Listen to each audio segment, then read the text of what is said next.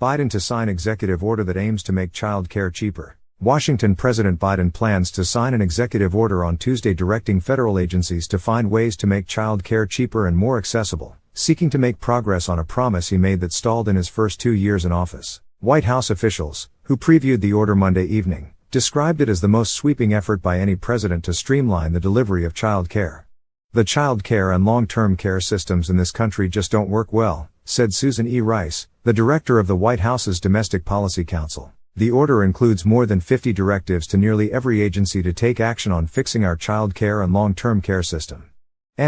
Rice said the order would direct some agencies to lower co-pays for services. Other provisions will seek to make Medicare and Medicaid dollars go further. Still others will examine new ways to improve care for veterans and Native American tribes. She said the order marshals the full resources of the federal government to improve access to high-quality, affordable care. But the order does not deliver on the goal Mr. Biden himself identified at the beginning of his presidency, when he proposed $225 billion to fully cover child care for low-income Americans and an additional $200 billion for universal preschool. Those proposals failed to win support in Congress, and Mr. Biden abandoned them in favor of plans to bolster infrastructure and environmental spending. Now, as the president prepares to announce his re-election campaign, he is seeking to make progress on some big promises that have so far gone unfulfilled. In her remarks on Monday, Ms. Rice said Mr. Biden had not given up on winning approval for far greater government spending on child care. "We need to make serious investments," she said, noting that Mr. Biden's current budget would add billions of dollars of child care spending. "But in the meantime, we're going to do everything we can to increase access to care and support care workers and family caregivers."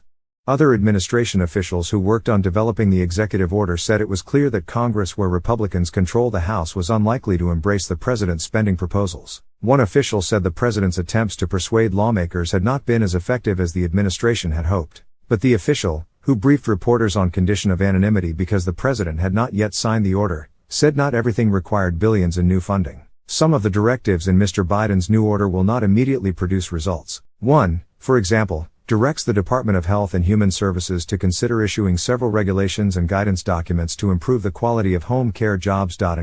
Officials said it would take time for those regulations to be developed, drafted and enacted. Other provisions might come more quickly, they said. The Department of Veterans Affairs is directed to consider expanding its veteran-directed care program to all of its medical centers. That program helps veterans hire personal care assistants. Mr. Biden is scheduled to sign the executive order in a ceremony in the White House Rose Garden on Tuesday afternoon.